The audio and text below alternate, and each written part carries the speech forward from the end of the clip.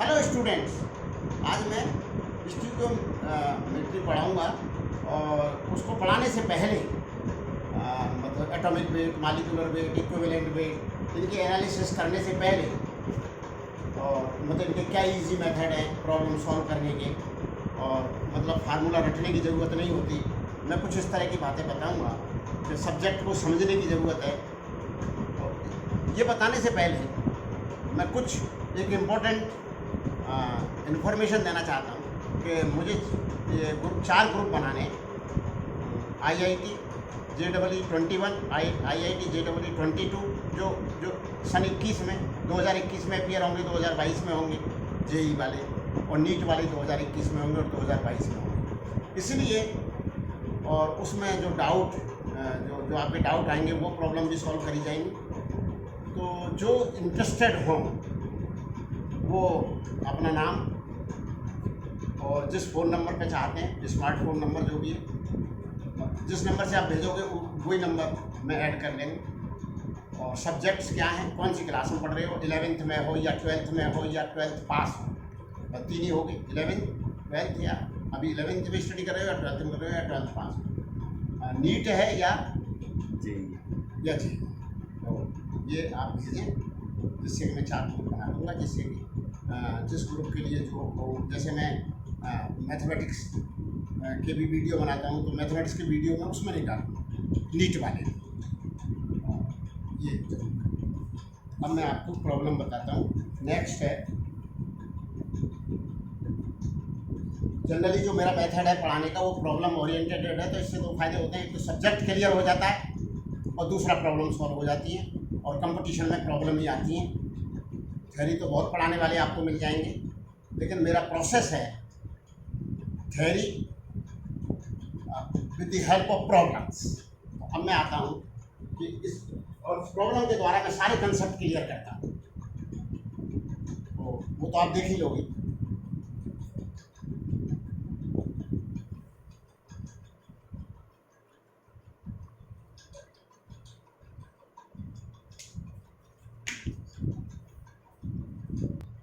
Question ये है कि किसी गैस का जो 96 ग्राम है वो उतना ही वॉल्यूम ऑक्युपाई करता है जितना 84 gram of nitrogen under the similar conditions of temperature and pressure. क्या क्या चीज सेम है? Temperature same, pressure same, volume same, पर मास अलग अलग है। तो अपने पास एक इक्वेशन तो पूछा गया है कि उस गैस का मॉलिक्यूलर वेट बताओ, और नाइट्रोजन का मॉलिक्यूलर वेट अपने को पता है 28। तो होता क्या है गैसेज के केस में कि एक एवोगैड्रोज हाइपोथेसिस है, उसको समझने की कोशिश करिए। पहले मैं आपको एवोगैड्रोज हाइपोथेसिस समझाऊंगा। अंडर द क्या है, at the same temperature and pressure equal volume of all the gases contains equal number of molecules. फिर सुन लो, at a given temperature and pressure equal volume of all the gases contains equal number of molecules. ये है Avogadro's hypothesis. इसका मतलब ये है कि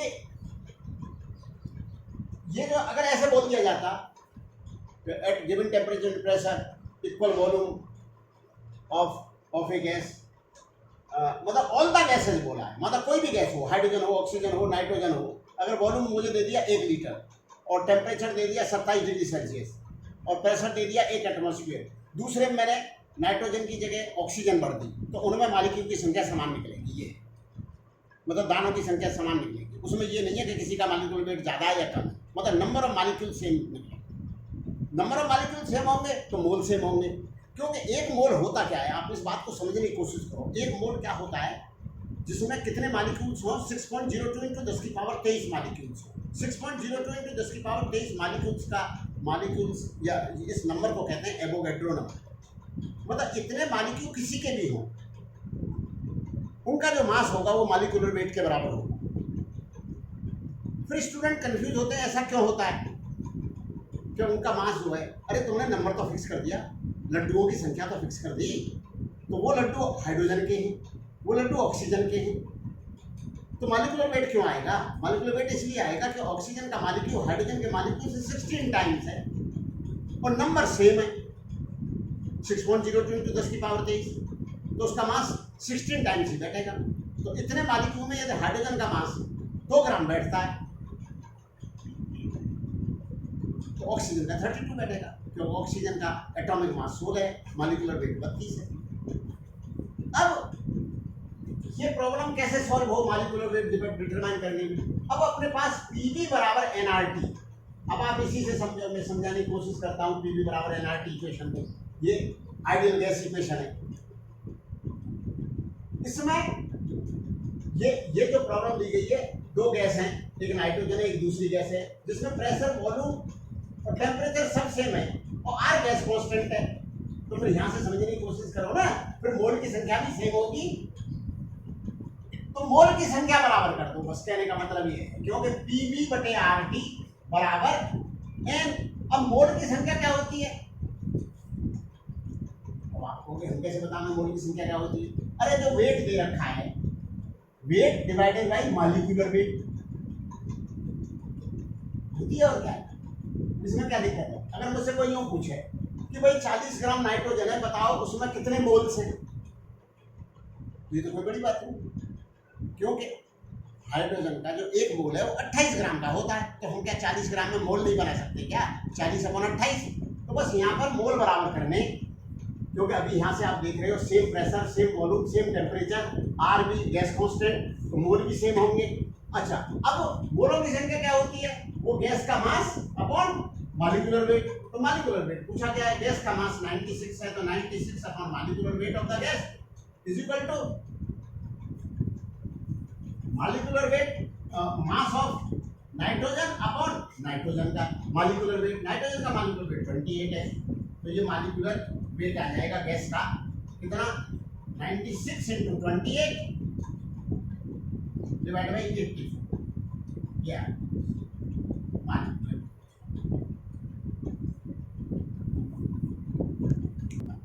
ये क्वेश्चन ये है कि किसी गैस का 5 लीटर का मास एनटीपी पर, नॉर्मल टेम्परेचर एंड प्रेशर पर गैस है, तो जिसमें वॉल्यूम दे रखा है, उसका मास 14.4 ग्राम है, तो उसका मॉलिक्यूलर वेट बताओ। तो हम एनटीपी पर सभी गैस, सभी आइडियल गैस की बात है, एनटीपी पर सभी गैसेस का 22.4 लीटर में जो मास होगा वो मॉलिक्यूलर वेट होगा 22.4 लीटर, लेकिन वो किस टेम्परेचर प्रेशर पर होना चाहिए? नॉर्मल टेम्परेचर प्रेशर, मतलब 0 degree Celsius and 1 atmosphere pressure पर सभी गैसेस का 1 ग्राम मोल 22.4 लीटर जगह घेरता है। तो ये यूनिटरी मेथड का सवाल हो गया कि 5 लीटर का मास इतना है, तो 22.4 लीटर का मास कितना है? वही मॉलिक्यूलर वेट है। तो मॉलिक्यूलर वेट आ गया, मॉलिक्यूलर वेट हो गया, कैसे निकालेंगे? 5 लीटर, मास ऑफ 5 लीटर कितना? एनटीपी कितना? 14.4, तो mass of 22.4 litre unitary method, NTP कितना? जैसे सब्जी खरीदते हो क्या होगा? 14.4 अपॉन 5 इंटू 22.4, ये आंसर है। अब किसी ने कहा, ये क्वेश्चन बता दिया मैंने कि 22.4 लीटर जो इतने वॉल्यूम में कितना मास आता, वही उसका मॉलिक्यूलर वेट। तो 14.4 अपॉन 5, पहले 1 लीटर का मास निकाल लिया, फिर 22.4 का मल्टीप्लाई कर दिया। अब किसी ने अपने से ये पूछा कि हम इसको नहीं यूज करना चाहते, हमें कुछ और तरीके से बताओ। अगर एनटीपी नहीं होता तब कैसे करते? नॉर्मल टेम्परेचर प्रेशर नहीं होता। तो एक तो ये तरीका था कि मेरी बात पहले पूरी सुनो आप, कि एक अगर 2 एटमॉस्फेयर प्रेशर पर और 0 डिग्री सेल्सियस पर वॉल्यूम दे रखा है, कितना एटमॉस्फेयर प्रेशर? 2 पर। अगर ये 5 लीटर वॉल्यूम दे रखा होता, तब ये मास दे रखा होता 14.4, तो क्या काम करते? हम 1 एटमॉस्फेयर प्रेशर पर ये वॉल्यूम निकालते। तो 2 पर 5 लीटर है, तो 1 एटमॉस्फेयर प्रेशर पर गैस, क्योंकि प्रेशर आपने कम कर दिया, कम प्रेशर पर गैस भरी हुई है, तो कम प्रेशर पर वो वॉल्यूम 10 लीटर होता, फिर 10 लीटर में मास माना जाता है। तो फिर आप कहोगे हम तो 5 लीटर में मास माना गया। अरे 5 लीटर में 2 एटमॉस्फेयर प्रेशर पर है ना, तो 1 एटमॉस्फेयर प्रेशर और वॉल्यूम डिटरमाइन कर लो, तो वॉल्यूम हो गया 10 लीटर, तो 10 लीटर में इतना। फिर भी ये भी ना समझ में आ रहा है 10 लीटर में इतना, तो 22.4 लीटर में कितना वही हो जाता। फिर भी आपके समझ में ना आवे तो तीसरा मेथड सुन। वो तीसरा मेथड क्या है कि अपने पास इक्वेशन है पीवी बराबर एनआरटी। एन क्या चीज है यहाँ पर? एन है mass of gas divided by molecular weight, क्योंकि यहाँ एन जो है नंबर ऑफ मोल्स हैं, मोल्स की संख्या है। कोई क्या 40 ग्राम ऑक्सीजन है तो यहाँ एन क्या होगा 40/32। 40 ग्राम नाइट्रोजन है तो यहाँ पर एन क्या आएगा 40/28। 40 ग्राम हाइड्रोजन है तो यहाँ पर एन कितना आएगा 20, क्योंकि 40/2। तो यहाँ पर एक्चुअल में मास नहीं है, ये नंबर ऑफ मोल्स हैं। तो इसको कैसे लिखा जा सकता है फर्दर? कैसे? मास अपॉन मॉलिक्यूलर वेट, ये ऐसे लिखा जा सकता है आरटी। अब इसमें पुट कर दीजिए, आपके पास मॉलिक्यूलर वेट आ जाएगा। तो आप लोग पुट करते हैं, देखो आप। अच्छा, अब जो है ये लीटर में हो, ये एटमॉस्फेयर में हो, तब उस समय आर का मान 0.0821 होता है, और टी तो हमेशा ही केल्विन में पुट होता है। तो मॉलिक्यूलर वेट, तो पी कितना 1 एटमॉस्फेयर, वॉल्यूम कितना 5 लीटर, मास कितना 14.4, मॉलिक्यूलर वेट डिटरमाइन करना है, आर कितना 0.0821 और टी 273। आप इससे मॉलिक्यूलर वेट डायरेक्ट करना है, पीवी बराबर एनआरटी। अब आप इसको चेक करके देखो क्या ये और वो एक ही आंसर है, अपन चेक कर लेते हैं। अब देखो मॉलिक्यूलर वेट बराबर 14.4 0.0821 इंटू 273 डिवाइडेड बाई 5। अब ये जो है ये वैल्यू ही 22.4 है, ये 0.0821 तो आप 2 डेसिमल इधर बढ़ा दो, तो 8.21 इंटू 2.73, तो 8.21 का 2.73 मल्टीप्लाई कर रहे हैं तो ये 22.4 है, तो वही चीज है।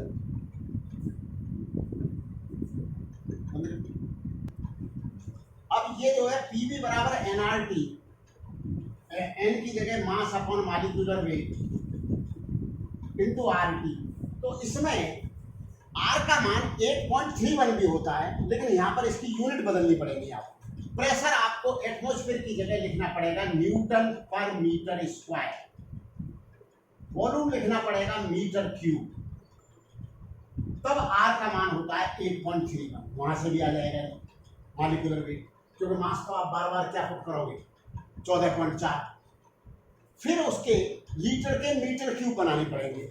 फिर आप कहोगे हमें नहीं आता लीटर के मीटर क्यूब बनाना, तो मैं इसको भी आपको समझाऊंगा। मीटर क्यूब होता क्या है, बच्चों को ये भी तो आना चाहिए कि मीटर क्यूब होता क्या है। अजी एक टंकी है 1 मीटर लंबी, लेंथ 1 मीटर, ब्रेड्थ 1 मीटर और 1 मीटर हाइट। उसमें जो पानी आएगा या कोई भी चीज आएगी, हवा आएगी, वो जो वॉल्यूम है वो 1 मीटर क्यूब है। 1 मीटर क्यूब में 1000 लीटर आते हैं, तो इस लीटर के मीटर क्यूब बनाने पड़ेंगे आपको। यहाँ वॉल्यूम लिखना पड़ेगा आपको, अगर यही प्रॉब्लम करनी है तो ये वॉल्यूम लिखना पड़ेगा 5 लीटर का मीटर क्यूब 5/1000, ये लिखना पड़ेगा बी। अब कहोगे साहब प्रेशर कैसे रखें? 1 एटमॉस्फेरिक प्रेशर होता है 1.01 इंटू 10 की पावर 5 न्यूटन पर मीटर स्क्वायर। न्यूटन पर मीटर स्क्वायर को पास्कल भी बोलते हैं। मेरी बातें सुनते रहो, आपको सारे कंसेप्ट क्लियर हो जाएंगे यूनिट्स। तब आप 8.31 पुट कर दीजिए, और टी का मान तो हमेशा ही केल्विन में पुट होता है, दूसरा उसका कोई चारा ही नहीं है, ये ऑलवेज 273 ही पुट होगा। अब एक बात और स्टूडेंट्स को मैं बताना चाहता हूँ, न किसी ने मुझे कभी रेज करी, मैं नहीं, हमेशा इतने लंबे टेन्योर में 35-36 साल पढ़ाते हुए हो गए, मुझसे कोई कभी ये क्रॉस क्वेश्चन आज तक किसी ने नहीं करा कि बार बार आप जब ये बोलते हो कि कि इनकी तो यूनिट बदल देते हो, लेकिन टी बार बार केल्विन में पुट करने के लिए क्यों कहते हो? क्योंकि दूसरी जो यूनिट्स हैं वो रेशियो में है। जो केल्विन से डिग्री सेल्सियस बनाएंगे वो रेशियो में नहीं है। तो ये फार्मूला वैलिड केवल केल्विन में ही होता है। फिर आप कहोगे रेशियो में नहीं है तो फिर तो भी क्यों हुआ ऐसा? भैया इसलिए हुआ, ये प्रोडक्ट है। आप हर चीज़ यहाँ पर ये जो है जितने टाइम से होगी उसी टाइम में रेशियो में मैं आर को कम या ज़्यादा कर दूंगा। जिस रेशियो में ये बढ़ जाएंगे उसी रेशियो में, क्योंकि मोलों की संख्या पे तो कोई फर्क पड़ेगा नहीं। लेकिन टी जो है, अगर मैं 27 डिग्री सेल्सियस की जगह अगर मैं 0 डिग्री सेल्सियस या मैं ले लूँ 54 डिग्री सेल्सियस, तो केल्विन में टेम्परेचर उस रेशियो में नहीं बढ़ रहा है, क्योंकि 27 के लिए पुट होना है 300 और 54 के लिए पुट होना है केल्विन में 327। तो उस रेशियो में नहीं जाता, क्योंकि जब हम डिग्री सेल्सियस को केल्विन में बदलते हैं तो हमें हमेशा ऐड करना पड़ता है 273। फिर के कोई ये पूछेगा कि यहाँ ऐसा क्यों हुआ था, तो मेरे पास इसका भी जवाब है कि ऐसा क्यों हुआ था कि मतलब और जगह तो सब रेशियो में जा रही है। अगर अपन एटमॉस्फेयर यूनिट से न्यूटन पर मीटर स्क्वायर में बनाएंगे तो इतने का मल्टीप्लाई हो जाएगा। लीटर के मीटर क्यूब बनाएंगे तो 1000 से डिवाइड हो जाएगा। जब मीटर के लीटर क्यूब बनाएंगे तो 1000 की मल्टीप्लाई हो जाएगी। लेकिन यहाँ पर ऐसा क्या था, तो इसकी मैं बात आपको बताता हूँ। एक चार्ल्स लॉ क्या कहता है वो बात मेरी आप सुनो तो आपको ये अच्छी तरह समझ में आ जाएगा। चार्ल्स ने ये कहा क्या था, गैस की वो जो है जो गैस लॉ है उसकी वो प्रैक्टिकली उसको ऑब्जर्व कर रहा था। तो उसने ऑब्जर्वेशन करते वक्त क्या देखा, देखिए आप मेरी बात सुनिए, क्या देखा। चार्ल्स लॉ किसी को पता हो, हमेशा चार्ल्स लॉ ऐसे बोला जाता है कि एट ए गिवन प्रेशर, ध्यान से सुनना भैया, at a given pressure the volume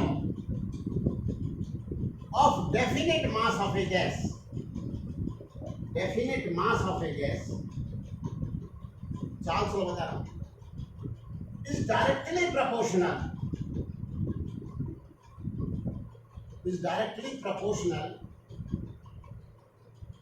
to the absolute temperature.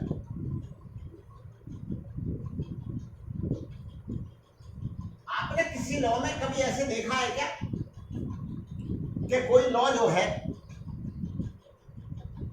कोई मतलब यूनिट के अनुसार डिफाइन करा हो? जैसे न्यूटन लॉ ऑफ ग्रेविटेशन है, किन्हीं दो मासेस के मध्य attraction force is directly proportional to the product of masses and inversely to the square of the distance between them.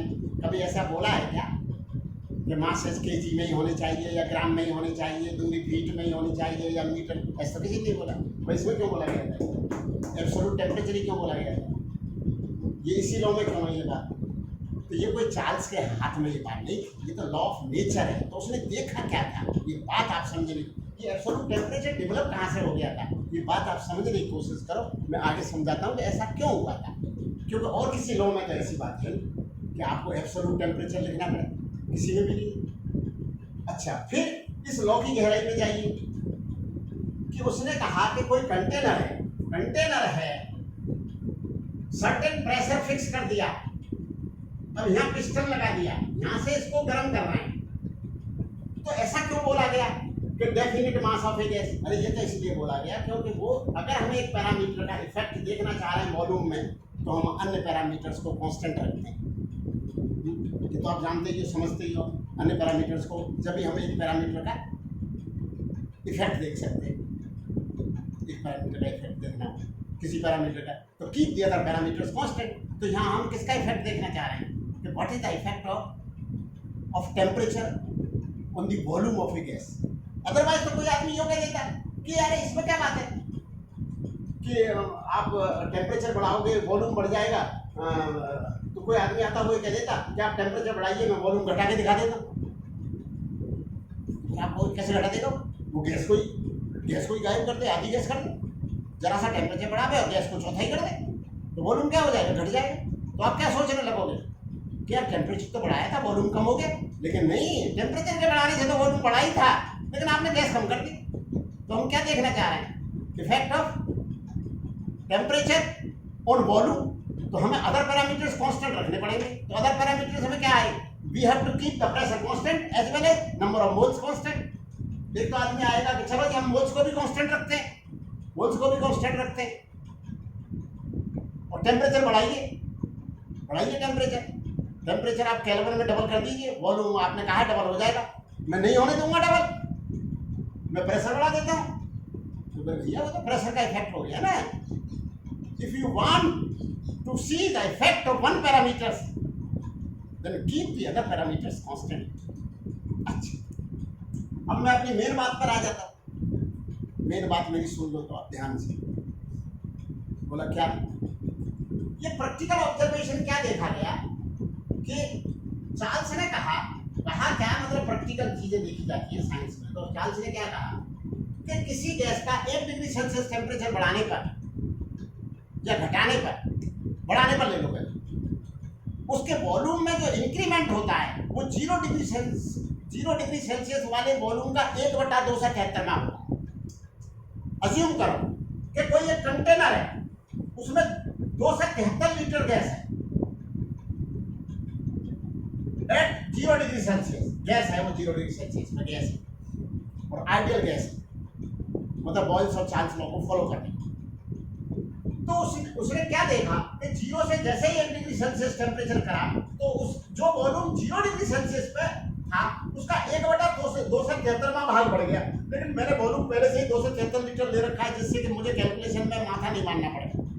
मैं जो बात कंसेप्ट समझाना चाह रहा हूँ वो कंसेप्ट बच्चे के अच्छी तरह समझ में आ जाए। तो मैं क्या समझाना चाह रहा हूँ कि क्या लॉ था स्टार्टिंग में, ये नहीं था स्टार्टिंग में चार्ल्स का ये लॉ नहीं था, ये तो बाद में तोड़ मरोड़ के ले दिया गया है, क्योंकि उसको ये नहीं थी समझना। लॉ क्या था कि 1 डिग्री सेल्सियस टेम्परेचर बढ़ाने पर जो 0 डिग्री सेल्सियस पर वॉल्यूम है उसका 1/273 भाग बढ़ जाएगा if we rise 1 degree Celsius. तो मान लिया जाए 0 डिग्री सेल्सियस पे वॉल्यूम 273 था, तो 1 डिग्री सेल्सियस पे क्या हो जाएगा, इसका 273वां भाग बढ़ जाएगा, मतलब 274 हो जाएगा। फिर 2 डिग्री सेल्सियस पे क्या हो जाएगा, इसका 1/273वां भाग बढ़ जाएगा, मतलब वही 1 लीटर बढ़ जाएगा। तो कितना हो जाएगा, 275। तो क्या बोला कि T डिग्री सेल्सियस पे क्या हो जाएगा, T डिग्री सेल्सियस पे वॉल्यूम हो जाएगा 273 प्लस 273/273 इंटू T। तो ये कौन सा वॉल्यूम हो गया, ये वॉल्यूम हो गया,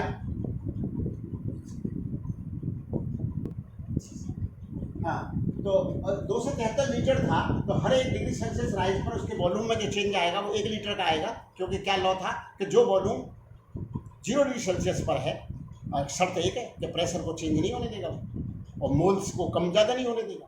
तो लॉ क्या है कि at a given pressure definite mass of a gas, the volume of definite mass of a gas rises 1/273 times the volume at 0 degree Celsius for 1 degree Celsius rise in temperature। मतलब 1 degree Celsius temperature rise करने पर उसके volume में जो वृद्धि आएगी वो 0 degree Celsius वाले वॉल्यूम का 273वां भाग होगी। अब मैंने 3 डिग्री सेल्सियस बढ़ा दिया तो कितना वॉल्यूम हो जाएगा। चलो अब अपन 273 लीटर छोड़ देते हैं। अब मान लेते हैं कि वॉल्यूम जो था 0 डिग्री सेल्सियस पर V0 था, तो T डिग्री सेल्सियस पर जो उसने प्रैक्टिकल ऑब्जर्वेशन देखा, तो T डिग्री सेल्सियस पर उसका वॉल्यूम क्या हो जाएगा, V0, और हर डिग्री सेल्सियस राइज में उसका कितना वॉल्यूम बढ़ जाएगा, V0/273। तो T डिग्री सेल्सियस में कितना बढ़ जाएगा, V0/273 इंटू T। तो T डिग्री सेल्सियस पर वॉल्यूम कितना हो जाएगा, VT, volume at T degree Celsius कितना हो जाएगा, V0 कॉमन लेने के बाद 1 + T/273, 273 + T/273। तो उसने इस 273 + T का नाम रख दिया टेम्परेचर इन केल्विन। तो इसको T बोल दो। T डिग्री सेल्सियस है लेकिन उसका केल्विन में पुट होगा, और यहाँ क्या है T0, मतलब 0 डिग्री सेल्सियस वाला केल्विन। तो 0 डिग्री सेल्सियस वाला केल्विन जो है वो कितना होगा, 273, और T डिग्री सेल्सियस वाला केल्विन कितना होगा, 273 + T। तो ये VT आ गया। तो VT/V0 बराबर TT/T0। इसका क्या मतलब हुआ कि जितना जिस रेशियो में ये ज्यादा है इससे जितना ये डबल है, तो ये भी डबल है। तो क्या हो गया कि VT is proportional to TT। मतलब बी प्रोपोर्शनल टू क्या आ गया टी, लेकिन टी में शर्त क्या है कि टी मस्ट नहीं है कहना। अब ऐसे ही उस जमाने में जब चार्ल्स ने ये लॉ दिया, प्रपोज करा, तो फिर मेरा समझाने का मेथड है, मैं जो अभी जो कहानी सुनाने जा रहा हूँ वो कहानी एक्चुअल में नहीं है, लेकिन मैं मेरा मेथड है समझाने का। तो कोई स्टूडेंट्स कहता है चार्ल्स से कि साहब आपने ये क्या लॉ बता दिया, गैस इस तरह से फॉलो करेगी कि हर डिग्री सेल्सियस राइज पर वॉल्यूम 0 डिग्री सेल्सियस वाले वॉल्यूम का 273वां भाग बढ़ जाएगा, 10 डिग्री सेल्सियस बढ़ा दिया तो वॉल्यूम कितना हो जाएगा, volume at 0 degree Celsius plus V naught by 273 into 10। यही तो कह रहे हो आप कि for every 1 degree Celsius rise in temperature volume increases by V naught by 273। यही तो कह रहे हो ना आप कि हाँ कह रहा हूँ। चार्ल्स कह रहा है कि हाँ मैं यही कह रहा हूँ, ऐसा ही मैंने देखा प्रैक्टिकल ऑब्जर्वेशन कि अच्छा आपने तो ये देखा है, मान लिया आपकी बात सही है, तो 1 डिग्री से राइज करने पर इतना वॉल्यूम बढ़ेगा और घटाएंगे तो इतना वॉल्यूम ही घटेगा। आप यही कह रहे हो कि हाँ यही कह रहे हो कि ठीक है सर, तो मैं 1 डिग्री सेल्सियस घटा देता हूँ, तो वी नॉट वॉल्यूम का रह जाएगा V naught minus V naught by 273, 2 घटा देता हूँ तो वॉल्यूम रह जाएगा, मतलब 2 नीचे 0 degree Celsius, V naught minus 2 V naught by 273, मैं तो 273 घटा देता हूँ तो वॉल्यूम कितना रह जाएगा जी चार्ल्स, आप बताओ ना, लॉर्ड चार्ल्स आप बताओ ना क्या वॉल्यूम रह जाएगा, V naught minus V naught by 273 into V naught, तो सर 273 से 273 तो कट गए, तो वॉल्यूम क्या रह जाएगा V naught minus V naught, तो वॉल्यूम क्या रह जाएगा जी 0। अब वो चार्ल्स के पीछे पड़ गया स्टूडेंट, सब गैस कहाँ गई, चार्ल्स से पूछ रहा है वो स्टूडेंट गैस कहाँ गई, आप क्या क्या बता रहे हो दुनिया को, आप गलत सलत पढ़ा रहे हो। वो स्टूडेंट पीछे पड़ गया। चार्ल्स कहता है बेहूदे माइनस 273 पे गैस ही ना रही, और तो मेरा लॉ लगाया जा रहा है, मेरा लॉ गैस के लिए वो कब की सॉलिड या लिक्विड बन चुकी होगी, और अगर ना भी बनी होगी तो Boyle's and Charles law are applicable only at high temperature and low pressure, otherwise van der वाली इक्वेशन काम में आ जाएगी, और गैस ही ना रही होगी माइनस 273 पे, तो मेरे लॉ ही लगाते चला जा रहा है बेहूदे, गैस कहीं ना गई। तब ऐसे उसने चार्ल्स ने उसको समझाया, मतलब स्टूडेंट को कहना पड़ा तू मेरी बात पूरी तरह समझ